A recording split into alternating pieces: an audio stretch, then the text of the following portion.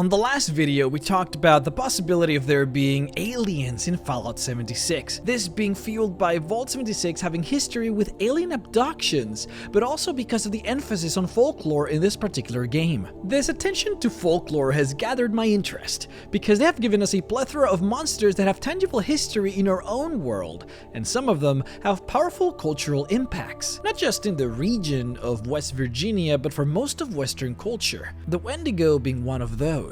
Being one of those creatures that have invaded a lot of our Western culture, maybe without us even realizing. Now, those of you in the US might recognize the mythic creature, some of you might not. It is a legend originated by the First Nation Native Americans from Canada and some of the northern parts of the eastern states, specifically those that spoke the Algonquian American Indian language. The Wendigo is generally seen as one of two things, either a literal monster or a spirit that turns people into monsters. Either way, the resulting creature always looks like an emaciated, hungry husk of a human being. An entity gray in color that smells and looks very much undead. Gashes and cuts fill the skin, eyes sunken in the eye sockets, non-existent lips. A creature so thin that the skin lays tight on the bones, which are clearly seen through the flesh, especially in the face where it looks like the creature might just have a skeletal face with barely any skin. It has skin, it is just so tight it might even as well not exist. The greatest descriptor though was always the very specific odor that it produced, an eerie smell of decay and decomposition that you could smell from a ways away. The creature would suffer unimaginable hunger, a hunger for human flesh.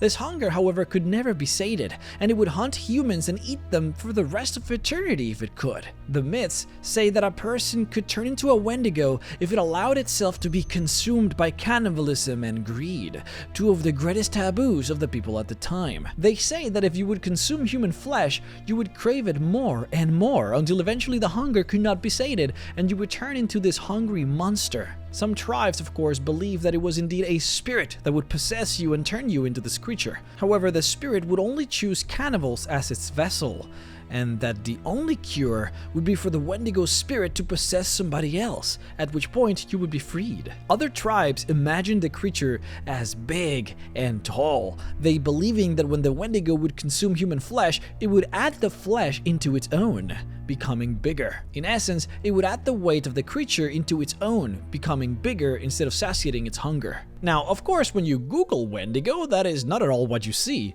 Instead, you see something akin to a muscular hybrid between a tall man and a moose or an elk, sometimes with a literal skeletal head. This is a more modern interpretation of the mythical creature, probably most likely attributed to Stephen King, who popularized this different take on the monster and made it more mainstream. In his books, it was described as having antlers instead of ears, also being something more of a powerful, tall creature rather than a pitiful, hungry zombie. This interpretation is by far more visually striking, which is probably why you see it far more often in popular culture nowadays, though not always with a direct association with cannibalism or even with the whole concept of a Wendigo. The idea of a Wendigo in popular culture has basically turned into monster with antlers, or a buffed up version of an elk with monstrous features. You can see creatures like the cleric beast in Bloodborne, which look like the style of Wendigo, or the classic Leshen in the Witcher series. Now, I am sure that the Leshen is probably a Polish myth, but when you Google Wendigo, this is the sort of thing that you might find, even though they have no real connection to what the myth is supposed to be. Now, an example of this modern type of Wendigo that actually maintains the true meaning of the myth would be found in The Ancient Magus Bride, an anime that deals heavily in legends, myths, and stories. In the story, you deal with the idea of a monstrous creature that struggles with hunger for humans, sharing of course the striking similarities that befall the more modern styles of Wendigos. Now, if you're not a weeb like me, then you might have seen this style of Wendigo in the show Hannibal. Hannibal is, of course, probably the most famous mainstream cannibal in Western literature, and in there you can find tons of visual representations of the idea of the Wendigo. At the time when I watched this show, I didn't quite understood what the metaphor was. Why was there a man with antlers? But looking back, it all sort of makes sense now. As far as the more traditional look of the Wendigos, going back to what these creatures were actually supposed to look like, you have shows like Supernatural or games like Until Dawn on the PS4, who show the creature in the more old school way. Of course, keeping the strong theme of cannibalism, which is crucial for this myth. If you like Dungeons & Dragons, and I know that a lot of you do since you keep asking me for me to bring back the D&D series, then you would recognize the Wendigos in the form of the ghouls. If you look at the official pictures for Dungeons & Dragons for the ghouls, you would see that it is a literal and factual representation of the Wendigos. And when you read the descriptors, you could see it even more clearly. It says, a ghoul haunts a place where it can gorge on dead flesh and decomposing organs.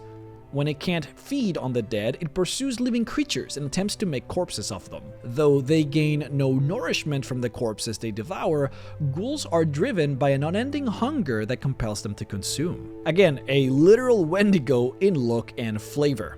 Now, from the videos given to us by Bethesda, it does look like they will be keeping the folklore OG and are going back to how the creatures are supposed to look like according to traditional Native American stories. It is funny though that you can actually find a Wendigo in Marvel Comics. Back in the day, they released an issue with a Wendigo that actually gets to fight the Hulk. In the series, the Wendigo is considered a spirit that haunts creatures and turns them into whatever that is. Eventually, the Wendigo possesses the Hulk and turns it into the Wendy Hulk. I am not even making that up, and it is awesome. The question of the day, and what I want you guys to debate in the comment section below is, would you consider Golem to be a form of Wendigo? See, Golem never did any form of cannibalism, but the old teachings of the Native Americans do say that you can turn into a Wendigo by virtue of both cannibalism and greed. We don't get to see the greed part much in these mythologies. Instead, it is always focused on the cannibalism side of things for these transformations. But they did specify that greed could and would turn you into a Wendigo. Though they also used to say that when you did turn into a Wendigo, then the spirit would force you to start cannibalizing, which we never see in Golem. Now, we see the curse and the transformation that Smeagol goes through to become Golem, and all because of his greed. You look at the way he looks, and it is visually perfect to what a Wendigo is supposed to look like. Keep in mind that the myths do say that the Wendigos were smart, could rationalize and think and talk. They just had an insatiable hunger for flesh, but they were by no means zombies or dumb monsters, which reflect perfectly on Golem.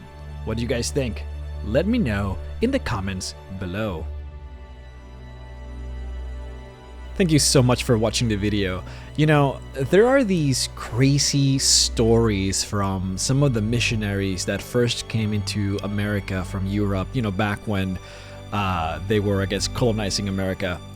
And some of these missionaries, these Jesuits, these Christians, they would bring back these crazy tales of the Wendigos. I mean, of course, they were probably told the stories by the Native Americans of, hey, this is what a Wendigo is, this is what happens.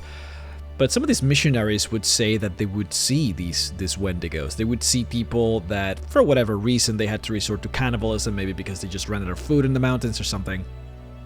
But these people that would cannibalize, they would essentially be thirsting for more human, you know, meat, basically. And that for whatever reason, whenever they would taste it, and they would do it more and more often, they would just get this insatiable hunger. Like, they would actually feel to the Jesuits like they were, I guess, zombies in a way. But they were smart, right? These were people that could think, people that could rationalize and have conversations. So they were like normal people. It's just that they had this insatiable hunger for human flesh.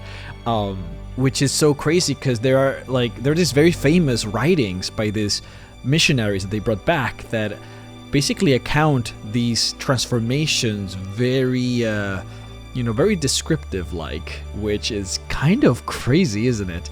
There's a bunch of stories like that that make the whole Wendigo situation very, very interesting. Kind of a fun topic. But anyways, thank you guys so much for watching the video. Special thanks to Anthony Dial, Wyatt Curlin, Toby Oliver, Dylan Baker, and Casey Butler for supporting me on Patreon at the $25 level.